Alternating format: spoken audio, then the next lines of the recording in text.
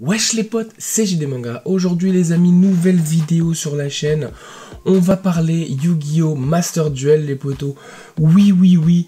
Alors concrètement cette vidéo, comme vous l'avez vu dans le titre les potos, récemment on a vu donc du coup l'annonce et demain va commencer donc du coup un nouveau entre guillemets événement tournoi, le festival des raretés N plus R.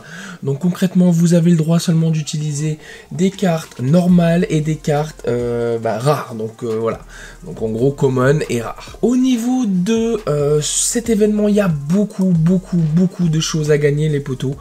Ouais, vous avez des gemmes, etc. Donc c'était assez facile le dernier tournoi par rapport aux Xyz, etc. Donc franchement, moi je dis les potos, il faut farmer pour pouvoir vous refaire donc du coup des cristaux. Et en plus de ça, voilà, c'est amusant dans le sens où tu n'utilises pas les decks méta, etc. Tu redécouvres les cartes et ça fait plaisir.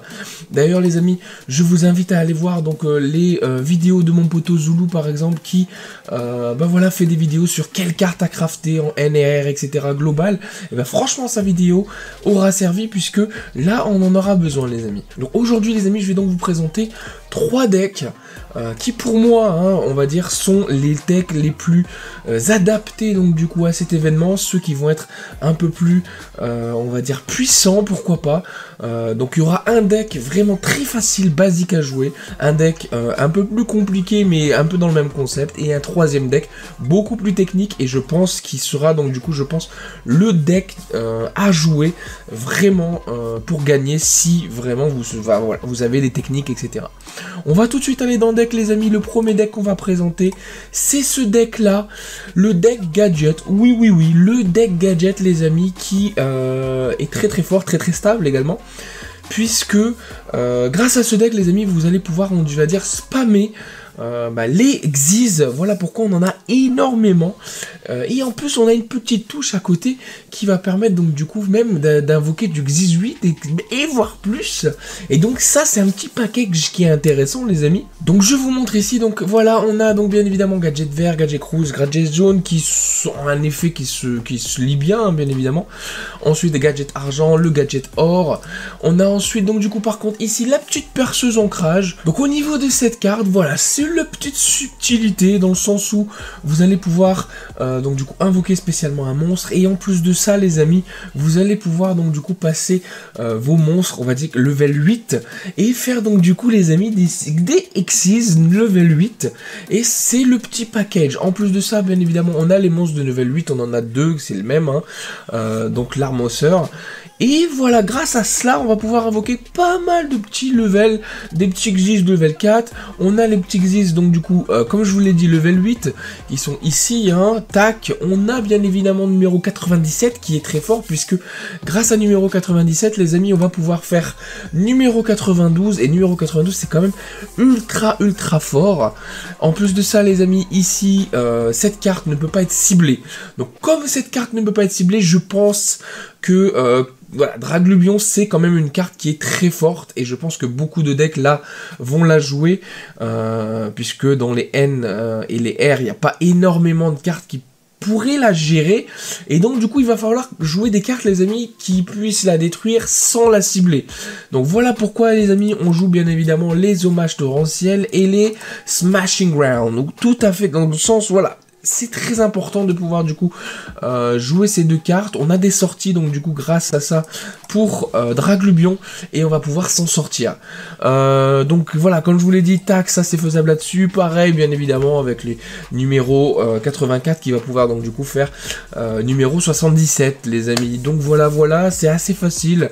On spam les Xyz, on se défend, il y a beaucoup de pièges. Une de mes cartes pièges préférées qui est donc du coup la chaîne démoniaque qu'on jouait vraiment à l'époque. Donc c'est vraiment de l'annulation d'effets, on bloque l'adversaire. Bien évidemment, le souffle d'aile du phénix, cette carte je l'ai toujours kiffé, qui est très forte également. Donc voilà, c'est un peu un deck contrôle grâce à la panoplie de pièges. Et en plus de ça, c'est un peu un deck, voilà, on peut faire des choses un peu intéressantes grâce au Xyz. Ce deck est très facile à jouer. Cette carte est donc du coup, on va dire un peu la carte clé hein, pour vraiment agresser l'adversaire, les amis. Et le reste, voilà, ce sera dans le contrôle. Et donc voilà, ce deck tourne un peu comme ça. Et je trouve que, voilà, c'est un deck qui va quand même faire son effet et qui va vous permettre de faire l'événement facilement. Après, si vous voulez vraiment commencer à être top level dans l'événement, c'est pas le deck en priorité à fixer, mais ce deck là va faire des fureurs quand même les amis, croyez-moi. Donc on passe au deuxième deck les amis, le deck Yosenju qui est un deck quand même très très fort. On est un peu sur le même principe que le gadget dans le sens où on va spammer le board simplement. La petite particularité de ce deck Yosenju, c'est qu'on va le combiner donc du coup ici avec les Tenni. Je trouve que ça se combine bien dans le sens où on se base un petit peu sur les Kaiju en fait, on en joue deux et en fait c'est voilà, les Tenni qu'on pour moi match bien avec les kaiju. Donc le but voilà pareil c'est de spammer le board hein, simplement les amis. On gère l'adversaire avec les kaiju, on peut donc du coup spammer le board, on peut voilà faire pas mal de choses. On a une panoplie de pièges aussi qui va donc du coup gérer l'adversaire, puisqu'on a encore une fois les chaînes démoniaques que je kiffe absolument. On a le vent perdu aussi qui permet donc de gérer l'adversaire. Et la petite particularité ici, c'est qu'on a donc le plafond de pique. Donc lorsqu'il y a minimum 4 monstres sur le terrain, détruisez tous les monstres face recto. Donc voilà, c'est la petite particularité qui est, je pense, la grosse défense des decks qui vont être aggro dans cet événement, puisqu'on aura beaucoup de gadgets, on aura beaucoup de Yosenju, etc. Et de pendules aussi, vous verrez par la suite. Donc voilà, cette carte qui va être très forte comparée à ça. Voilà, c'est plutôt pas mal. Donc voilà, c'est plutôt pas mal. Encore une fois ici les amis, on a une petite panoplie de Xyz 4. Et on joue bien évidemment les liens Tenni qui sont plutôt pas mal. Voilà, c'est surtout celui-là qui est intéressant puisque ça permet de faire des finishes.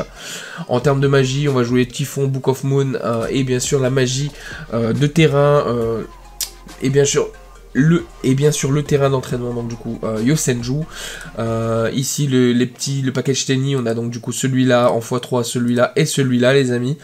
Et bah voilà, et celui-là je l'ai oublié. Et donc concrètement voilà, le but c'est à peu près le même contrôle, hein, c'est on va contrôler l'adversaire grâce au piège, on va spammer le board, on va s'assurer qu'il n'y a pas de carte adverse qui va pouvoir donc du coup nous contrer grâce au Typhon. Et en plus de ça, on a aussi le Heartland Draco qui peut être pas mal ici, puisque il peut attaquer les points de vie directement et ça peut sortir de l'auberge. Voilà, je dis ça, je dis rien, mais c'est une carte qui va pouvoir peut-être nous faire gagner des matchs. Donc voilà les amis, le deuxième deck qui pour moi est le plus intéressant, ce sera celui-là. Et là bien sûr les amis, on va passer au dernier deck. Le deck Metalphose Draco. Oui, vous en avez compris.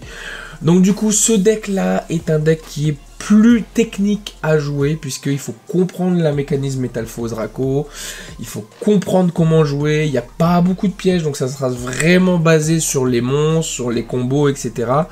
Mais c'est un deck qui est plus polyvalent, plus de gestion, et donc du coup, voilà, ça va être un peu plus compliqué à jouer. Ici, donc du coup, on a le package, bien évidemment, Metalphose, donc 3-3-3, et 3, donc du coup on a ici donc du coup cette carte qui est bien sûr une des cartes maîtresses du jeu. Donc Metalphose, c'est vraiment voilà dans le but de je pète mon pendule ou je pète une carte qui est liée au Metalphose pour pouvoir aller chercher une autre carte, pour pouvoir ensuite remettre, pour pouvoir ensuite invoquer. Globalement c'est comme ça que ça se passe. On joue le Baobabouin. Oui, pourquoi Baobabouin? Simplement parce qu'il combine bien, je trouve, avec la mécanique du deck. Donc l'effet, pour ceux qui ne connaissent pas le Baobabouin, donc du coup lorsque vous invoquez normalement du coup cette carte, vous allez pouvoir donc du coup déjà piocher une carte, et ensuite par rapport à votre main, vous allez décider d'en remettre une au-dessus ou en dessous du paquet. En plus de ça, donc du coup lorsque cette carte est détruite au combat ou un effet de carte, vous pouvez invoquer des Baobabouins de votre deck autant que tu veux, donc du coup autant que tu veux, à pouvoir donc du coup faire du Xyz 3, voilà. Donc c'est plutôt intéressant, en plus de ça, ça permet de piocher, de recycler un petit peu, donc c'est très intéressant. Ensuite on a le package Draco, ici donc du coup on a la petite carte qui va permettre de comboter avec tous les magies et pièges continus, hein. On a celle-là, non pardon, celle-là, Donc voilà, cette carte combote parfaitement. En plus de ça, c'est très très difficile de s'en sortir grâce à elle.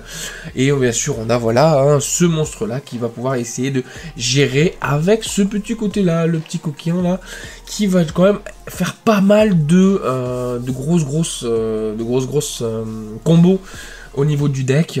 Au niveau de l'extra deck, concrètement les amis, le but hein, ça va être de du coup spammer hein, les fusions. Ici Métalphose. Concrètement, moi c'est celui que j'utilise le plus, c'est ici, hein, donc comment ça s'appelle déjà, je me rappelle plus, Mitrillium. Donc Mitrillium, donc du coup vous pouvez donc du coup cibler 2 cartes, vous pouvez gérer donc du coup une carte sur le terrain, très très fort franchement. Et après on a les packages pour pouvoir attaquer. Cette carte là pour pouvoir faire la Perse Def, mais bon c'est un peu plus rare. Et ensuite on a le package X64. On a le petit package, et voilà, 7. Alors pourquoi on a ça? Je vous explique rapidement. On a donc du coup ici celui-là, et on a ici le petit dragon au Vortex. Donc lui, Vortex, qui est quand même très très très important, puisqu'il faut un monstre aux yeux impair, plus un monstre pendule.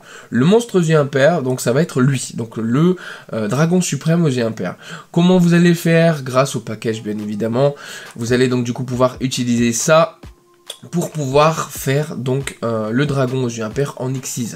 Donc cette carte là c'est très facile à la sortir, et lorsque donc du coup vous avez celui-là, ben, vous allez pouvoir donc du coup faire Vortex, et sortir Vortex du jeu ça va être plus compliqué. Donc l'effet de Vortex, je vous le rappelle, lorsque cette carte est invoquée spécialement, vous pouvez aller cibler une carte en position d'attaque face recto de votre adversaire, envoyée à la main, très très fort. Lorsqu'une carte magie piège ou effet de monstre est activée, vous pouvez mélanger un monstre pendule face recto de votre extra deck au deck, annuler l'activation. Si vous le faites, détruisez la carte. Bon, une annulation de plus, 2005-3000, en plus de ça on gère une carte sur le terrain adverse, pourquoi pas, voilà, c'est très très fort les amis, surtout quand on joue pendule. Donc Vortex qui est donc du coup une des cartes aussi clés pour pouvoir vraiment s'en sortir, mais bon, c'est quand même difficile à le sortir, mais c'est quand même un petit package level 7. Et ensuite, on a des cartes, bah, bien évidemment, pour aller donc du coup chercher tout ça. Donc ici, les monstres normales, donc pour aller chercher le Métalphose, là c'est la fusion. On a cette carte là, qui va permettre donc du coup un peu de faire du recyclage. C'est surtout aussi leur capacité de destruction qui peut être vraiment pas mal lorsqu'elles sont détruites, hein. Et ensuite on a ça et ça qui va donc du coup rentrer aussi dans le package Draco les amis. Voilà, globalement c'est ça, c'est vraiment être du contrôle aggro, dans le sens où le but ça va être d'invoquer vos fusions en gérant le board adverse grâce donc du coup à cette cocotte là, Mitrillium. C'est un deck qui est vraiment beaucoup plus compliqué à jouer. Quand j'ai fait les tests etc, je connaissais pas du tout l'archétype à la base, et donc j'ai fait tous mes tests etc, et donc du coup voilà, c'est le deck qui je trouve sera le plus débrouillard dans cet événement. Celui qui peut être le plus dangereux, mais c'est pas le plus facile à jouer. Donc si vous ne connaissez pas du tout le deck, moi je vous conseille Gadget, bien évidemment. Mais si vous connaissez déjà le deck et que vous êtes assez familier avec tous ces combos, etc. qu'on peut faire, hein, comme je vous l'ai dit, il faut sacrifier beaucoup de cartes, il faut vraiment gérer ses ressources à la perfection. Bah, jouez ce deck là parce que je pense que ça sera le win rate le plus intéressant au niveau de cet événement. Voilà, voilà les amis. Quoi dire de plus? Bah simplement amusez-vous, hein. Le tournoi est fait pour ça les potos. Faites pause sur la decklist si vous voulez donc du coup savoir un petit peu quelle carte et quelle carte hein, concrètement. J'ai essayé de vous montrer quelques noms de cartes pour que vous puissiez faire les recherches. Au niveau de tout ça, bah voilà, l'événement va être très intéressant, on va voir un petit peu comment ça se passe.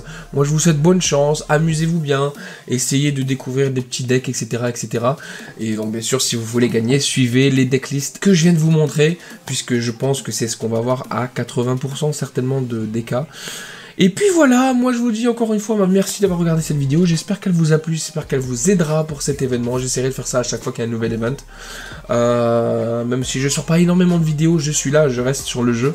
Et puis voilà, moi je vous dis merci, abonnez-vous aussi bien évidemment sur la chaîne YouTube, mettez la petite cloche si vous l'avez oublié, Twitter, TikTok, etc. etc. Vous connaissez la chanson, pas besoin de vous le rappeler, vous êtes pas bête. Moi je vous dis à bientôt pour une nouvelle vidéo, c'était JDManga, allez, amusez-vous, salut les potes.